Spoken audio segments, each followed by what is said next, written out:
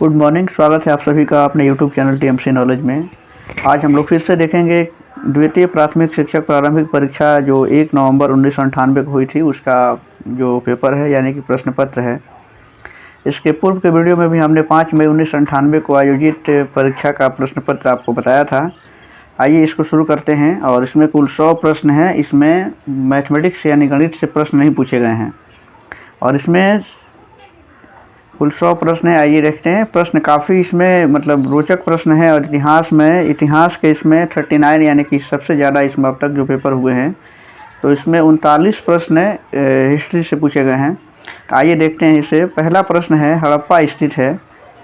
बताना है कि हड़प्पा किस नदी के किनारे स्थित है। तो हम जानते हैं कि हड़प्पा जो है वो रावी नदी के किनारे स्थित है। इसका सही जवाब है रावी नदी, यानी कि ये इसका जवाब है पहला, बी ऑप्शन सही है। दूसरा है, नर्तकी की कांस्य मूर्ति का प्राप्ति स्थल है। नर्तकी की जो कांस्य मूर्ति जो प्राप्त हुई है वो कहाँ से मिली हुई है। ये भी हड़प्पा सभ्यता और सिंधु सभ्यता से संबंधित हैं और इसका सही जवाब है कि नर्तकी की जो कांस्य की मूर्ति जो मिली है, कांस्य की जो नर्तकी की मूर्ति मिली है वो मोहनजोदड़ो से प्राप्त हुई है।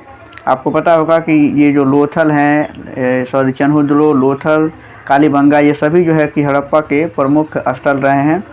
इसमें लोथल जो है कि ये गुजरात में है, मोहनजोदड़ो का अर्थ होता है मुर्दों का टीला, कालीबंगा का अर्थ होता है काली चूड़ियाँ जो कि राजस्थान में हैं। तो ये सब हड़प्पा और मोहनजोदड़ो की सभ्यता से ही स्थित है। ये सभी प्रश्न है उसी से संबंधित हैं। तीसरा प्रश्न है, निम्नलिखित में से किस धातु का प्रयोग प्रथम बार हुआ है।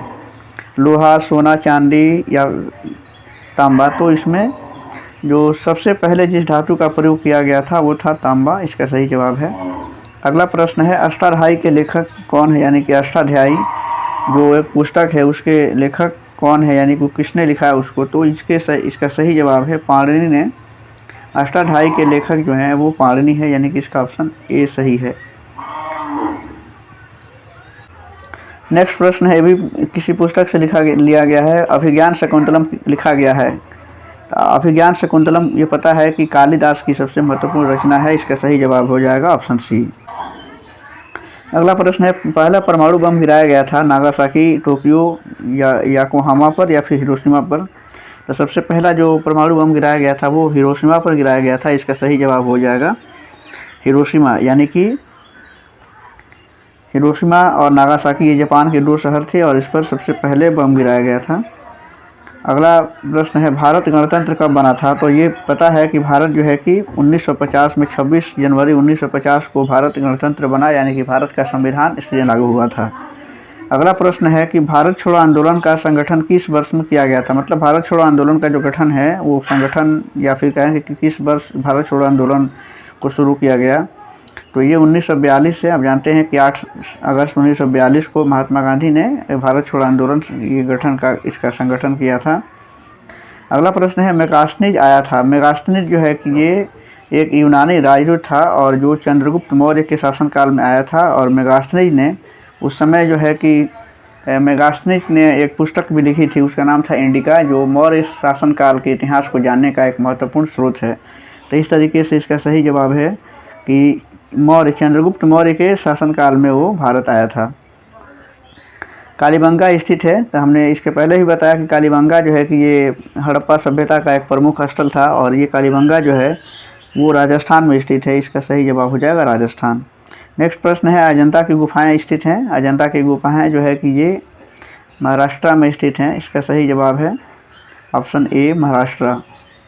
अगला प्रश्न है, वर्धमान महावीर का जन्म स्थान कहाँ है। तो वर्धमान महावीर का जो जन्म स्थान है ये महावीर जैन धर्म से संबंधित हैं और इनका जन्म वैशाली जिले के कुंडग्राम में हुआ था।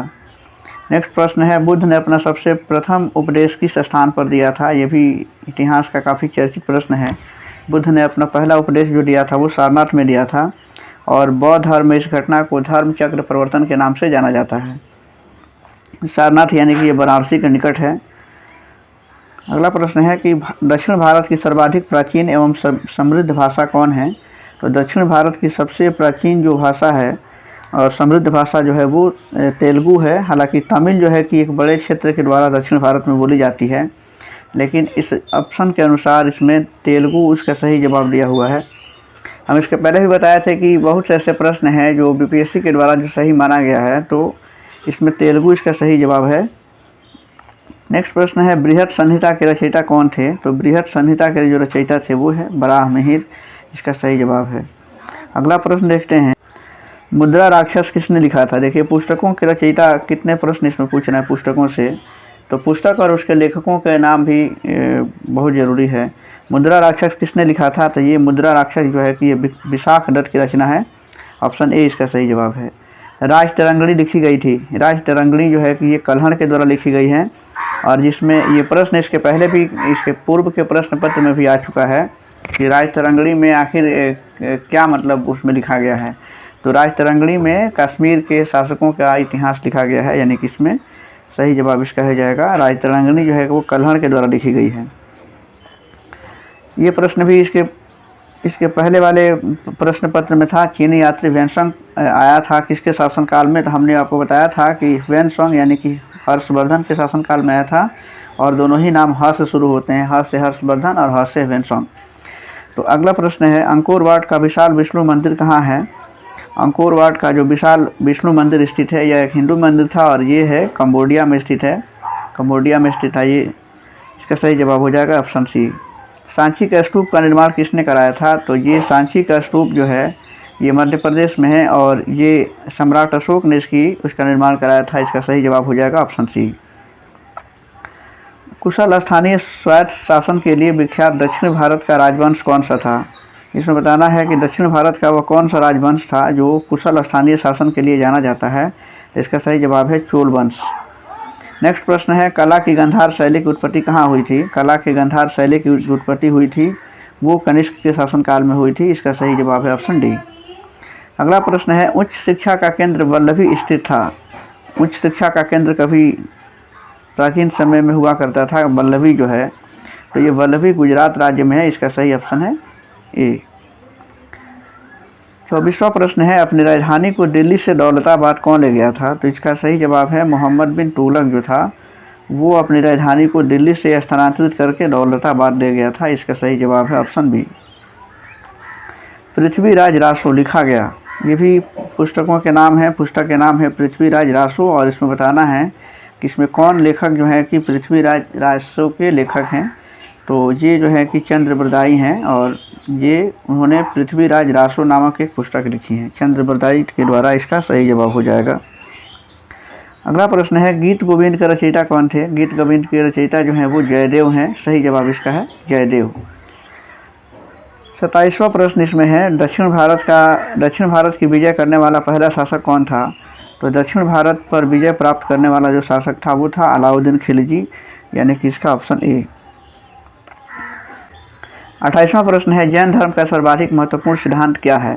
तीर्थकर पूजा, मोक्ष प्राप्ति, अहिंसा या फिर तीर्थ यात्रा? तो जैन धर्म का जो सर्वाधिक महत्वपूर्ण सिद्धांत है वो अहिंसा है, यानी कि जैन धर्म में अहिंसा पर ज़्यादा बल दिया गया था, और चूँकि उसमें बताया गया था कि अहिंसा के द्वारा ही हम मोक्ष की प्राप्ति कर सकते हैं। नेक्स्ट प्रश्न है कि खजुराहो के मंदिर स्थित हैं। खजुराहो का मंदिर कहाँ स्थित है? तो ये मध्य प्रदेश में है। इसका ऑप्शन सी सही है, यानी कि मध्य प्रदेश। अगला है कि भारत में प्रथम स्त्री मुस्लिम शासक कौन थी? भारत में प्रथम स्त्री मुस्लिम शासक ये बता, इसका सही जवाब है रजिया बेगम जो है कि भारत की पहली महिला शासक थी, और ये रजिया बेगम इसका सही जवाब है। 31वां प्रश्न है, श्रीमद् भागवत गीता पर सुप्रसिद्ध मराठी टीका किसने लिखी थी?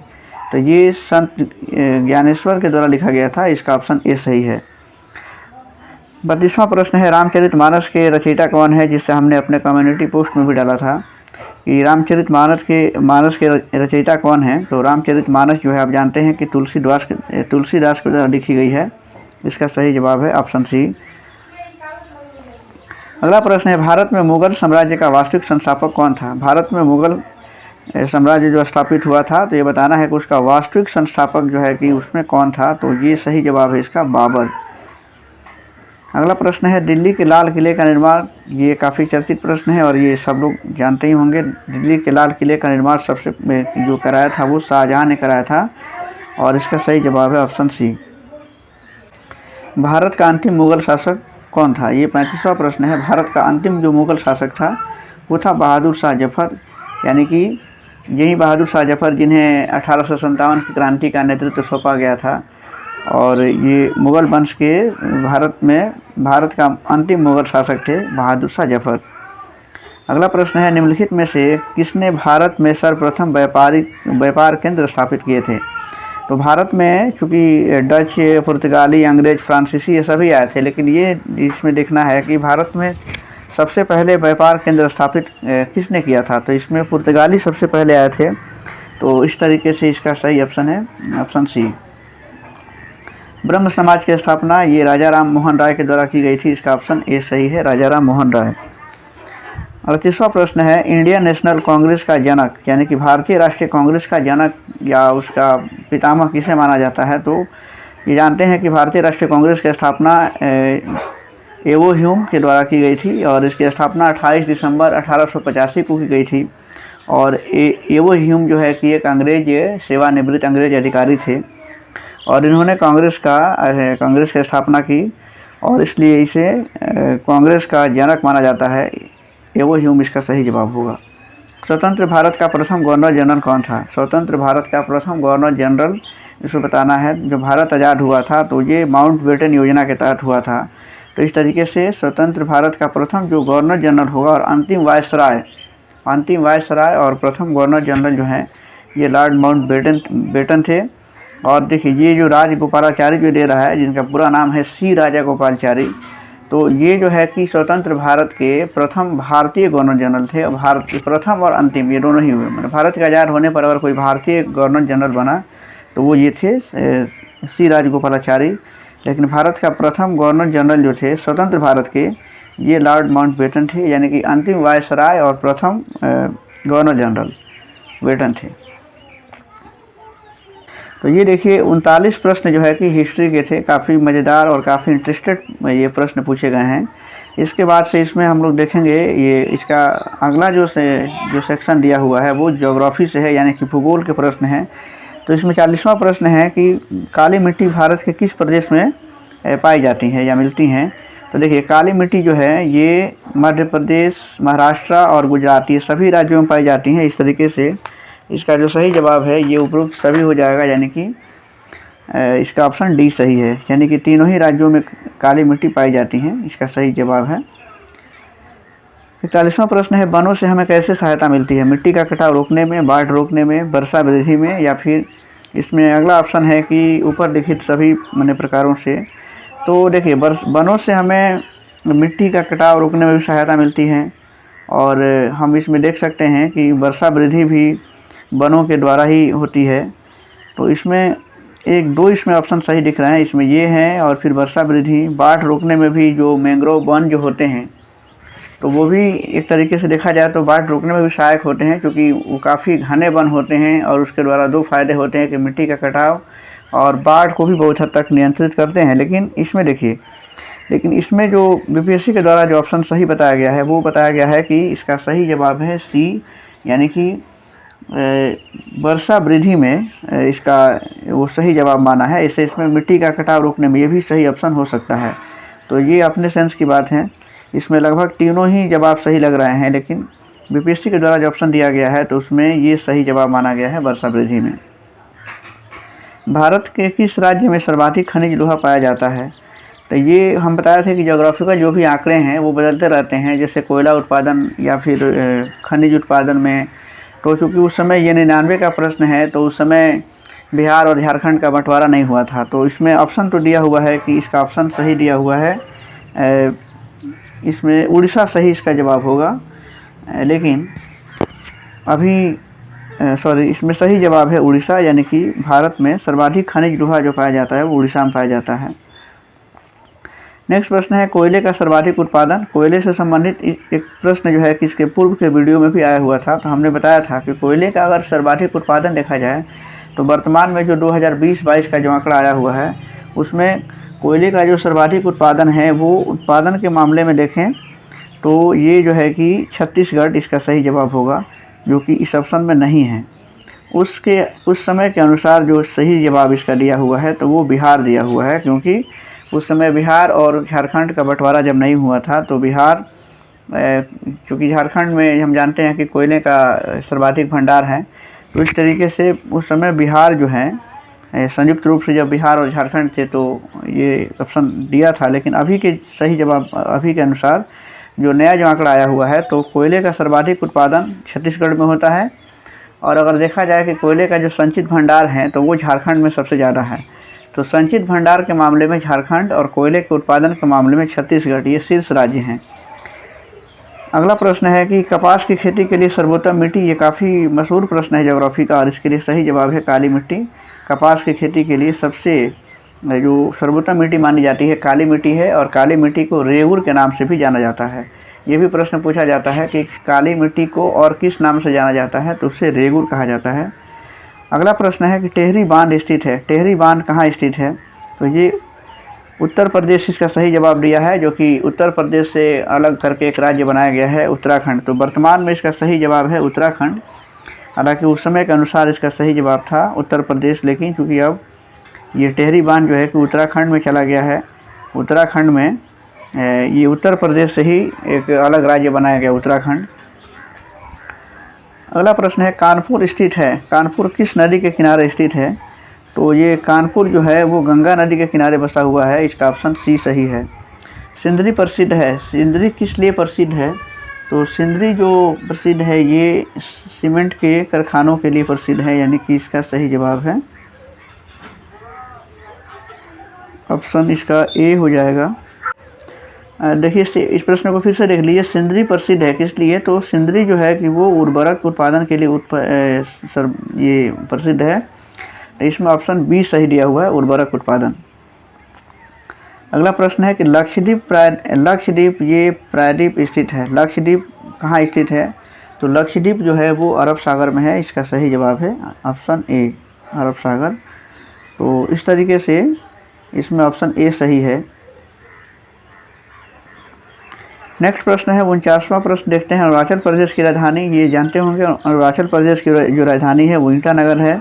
इम्फाल ये मणिपुर की राजधानी है। दिसपुर ये असम की राजधानी है, और शिलोंग ये मेघालय की राजधानी है। तो इस तरीके से इसका सही जवाब है अरुणाचल प्रदेश की राजधानी ईटानगर। 50वां प्रश्न है आंग सान सू काई किस देश की हैं, तो ये जो है कि एक व्यक्ति का नाम है, और इस तरीके के जो नाम होते हैं वो चाइना या फिर ये म्यांमार से संबंधित है, और इनका सही जवाब इसका है म्यांमार। मैग्नीज नोडल्स प्राप्त होते हैं, ये बताना है कि जो मैग्नीज नोडल्स प्राप्त होते हैं वो कैसे प्राप्त होते हैं, भूगर्भ से, वायुमंडल से, सागर तल से या पर्वतों की चट्टानों से। तो इसका जो सही जवाब है ये सागर तल से प्राप्त होते हैं, यानी कि इसका ऑप्शन सी सही है। पृथ्वी की भूप्रपट्टी पर सर्वाधिक उपलब्ध अधातु कौन सा है, पृथ्वी की भूप्रपट्टी पर देखिए ऑक्सीजन सबसे ज़्यादा है, लेकिन चूंकि इसमें इस ऑप्शन के अनुसार जो सबसे अधिक उपलब्ध जो अधातु है ये सिलिकॉन है। इसका सही जवाब है सिलिकॉन। अगला प्रश्न है देखिए अर्थव्यवस्था से जुड़ा हुआ प्रश्न है। इसमें अर्थव्यवस्था से सिर्फ 2 प्रश्न पूछे गए हैं। तो इसमें पहला जो प्रश्न दिया हुआ है काफ़ी आसान प्रश्न है।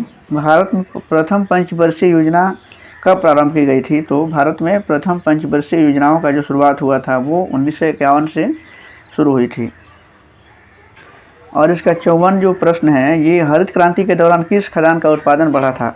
हरित क्रांति जो है ये 1966-67 के समय में भारत में हुई हरित क्रांति, और आपको पता है कि हरित क्रांति में गेहूं का उत्पादन जो है वो सबसे ज़्यादा बढ़ा था। तो इसका सही जवाब है गेहूं।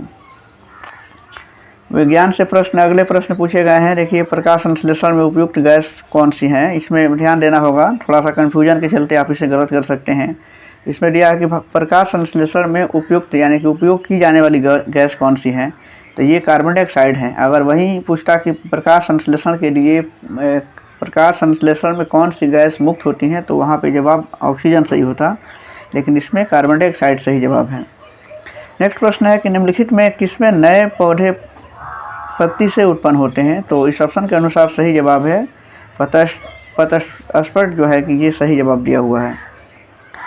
अगला प्रश्न है कि सूर्य के प्रकाश में कौन सा विटामिन बनता है, तो सूर्य के प्रकाश में ये पता है कि विटामिन डी जो है कि सूर्य के प्रकाश से पाया जाता है। अगला है कि थॉमस अल्वा एडिसन ने आविष्कार किया था, तो ये बिजली के बल्ब का आविष्कार किए थे थॉमस अल्वा एडिसन। सजीव वस्तुओं से ही उत्पन्न होती हैं, यह कथन किसने दिया था? तो ये कथन दिया था डार्विन ने, चार्ल्स डार्विन इसका सही जवाब है। नेक्स्ट प्रश्न है, कोशिका शब्द का निर्माण किया। कोशिका शब्द का निर्माण जो है कि वो रॉबर्ट हुक ने किया था, और क्योंकि कोशिका का खोज जो है कि रॉबर्ट हुक ने ही किया था।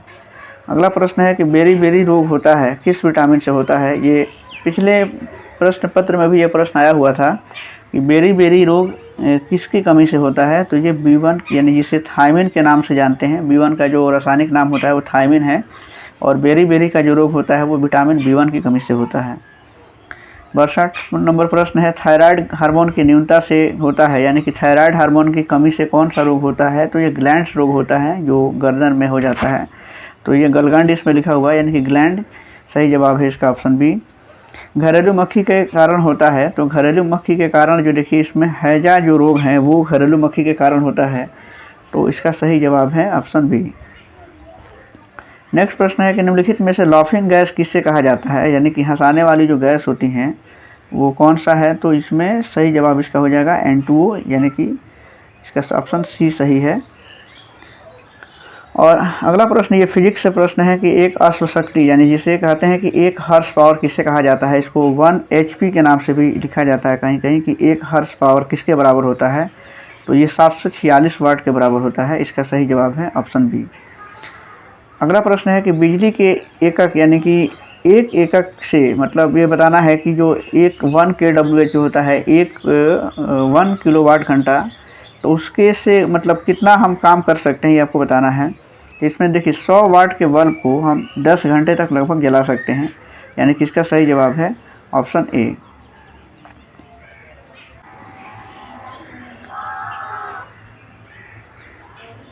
देखिए इस प्रश्न को देख सकते हैं फिर से, संतुलित आहार निर्भर करता है, तो हमने बताया कि ये आयु पर निर्भर करता है। अगला प्रश्न है, खदानों के भंडारण के दौरान ऊष्मा के उत्पादन का कारण क्या है? तो खदानों के भंडारण के दौरान ऊष्मा उत्पादन का जो कारण है वो है, इसमें ऑप्शन जो दिया हुआ है कि नमी की जो अधिकता होती है, यानी कि नमी की अधिकता और कवक की वृद्धि, यानी कि इसका ऑप्शन डी सही है। नमी की अधिकता हो जाती है और उसमें कवकों की वृद्धि होती है, और इस तरीके से खदानों के भंडारण के दौरान ऊष्मा उत्पन्न होता है। अगला प्रश्न है कि खदानों के सुरक्षित भंडारण के लिए नमी की उपयुक्त मात्रा होती है। खदानों का जब हम सुरक्षित भंडारण करते हैं तो नमी की मात्रा कितनी होनी चाहिए? तो इसमें 8 से 10% औसतन जो होता है वो 8 से 10% उसमें नमी होनी चाहिए, यानी कि इस ऑप्शन के अनुसार इसमें सही जवाब है कि 14% से कम उसमें नमी की मात्रा होनी चाहिए। 72 नंबर प्रश्न है कि निम्नलिखित में कौन सा रोग आनुवांशिक है? तो आनुवांशिक रोग में हीमोफीलिया आता है, इसका सही जवाब है हीमोफीलिया।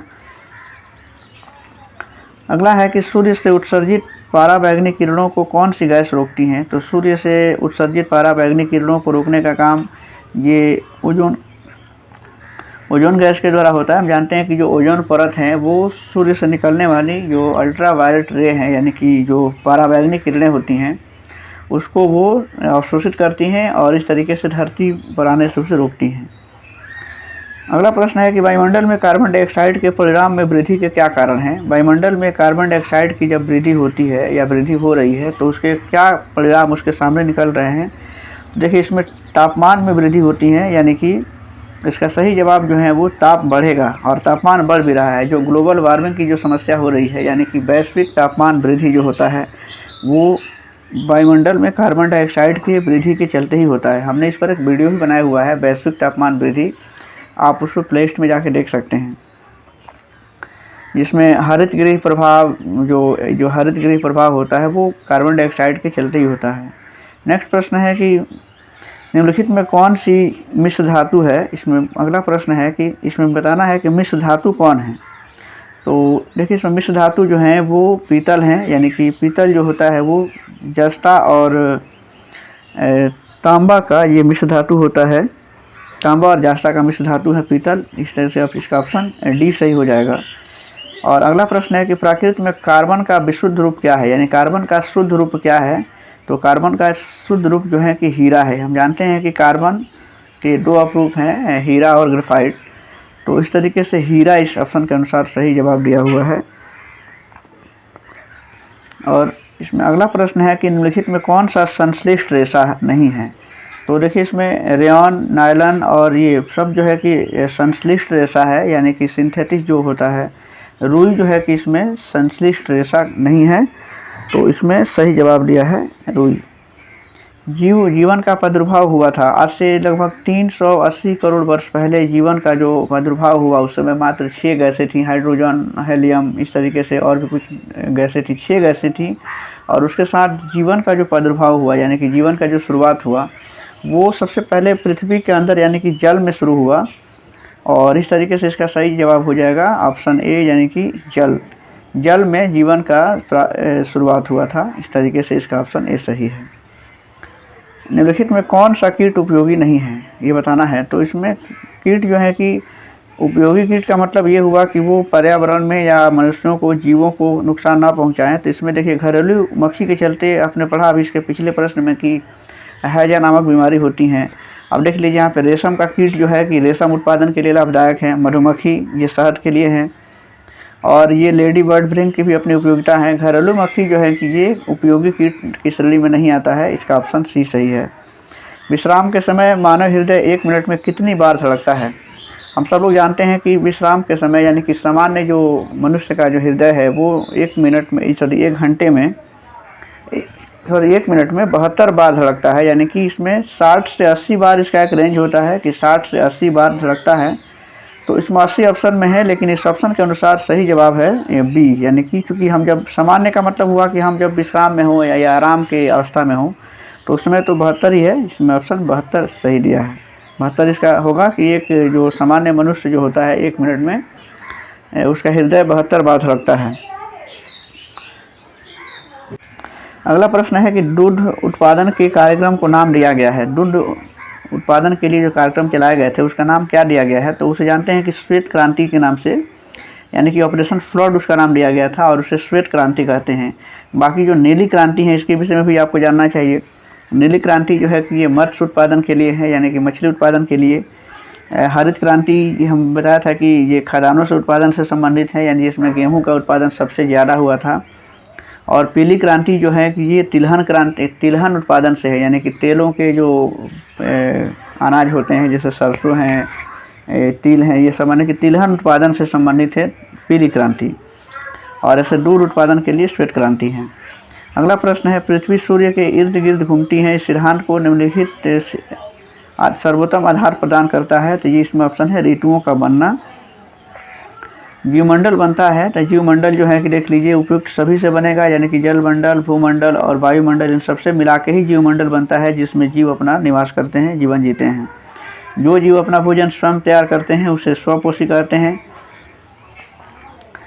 निम्नलिखित में से कौन सा गैर परंपरागत ऊर्जा स्रोत नहीं है। तो गैर परंपरागत ऊर्जा के 2 स्रोत होते हैं, परंपरागत और गैर परंपरागत। परंपरागत स्रोत का मतलब होता है कि एक परंपरा से या बहुत समय से मनुष्य जिसका उपयोग ऊर्जा प्राप्ति के लिए करता रहा है, तो उसमें कोयला जो है कि एक परंपरागत स्रोत के रूप में माना जाता है। लेकिन ये जो सूर्य हैं और ये सागरीय तरंगे, पवन चक्की, ये गैर परंपरागत स्रोत मतलब नहीं है। यानी कि ये जो है इसका सही जवाब है कि कोयला जो है ये सागरीय तरंगे, पवन चक्की, ये सब जो है कि ये परंपरागत स्रोत हैं। यानी कि इसमें ऑप्शन देख लीजिए कि गैर परंपरागत स्रोत कौन नहीं है, तो इसके अनुसार इसका सही ऑप्शन है कोयला। यानी कि कोयला जो है कि ऊर्जा का गैर परंपरागत स्रोत नहीं है, यानी कि परंपरागत स्रोत है। इसका ऑप्शन है। अगला प्रश्न है कि दूध एक है, ये पहले भी आया था प्रश्न, कोलाइडी बिलियन में आता है दूध।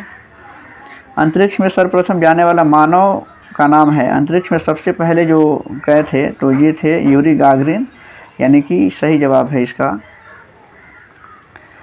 प्रथम अंतरिक्ष यान कौन सा था। तो ये स्पुतनिक 1 जो है कि ये सबसे पहला अंतरिक्ष यान था। इसका सही जवाब हो जाएगा स्पुतनिक 1, यानी कि ये मानव निर्मित प्रथम अंतरिक्ष यान था और जिसे 4 अक्टूबर 1997 को रूस ने अंतरिक्ष में भेजा था।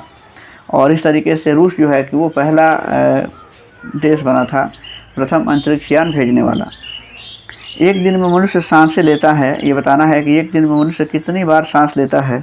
तो इसका सही जवाब है कि वो 22,000 बार सांस लेता है। इसका सही जवाब है ऑप्शन सी।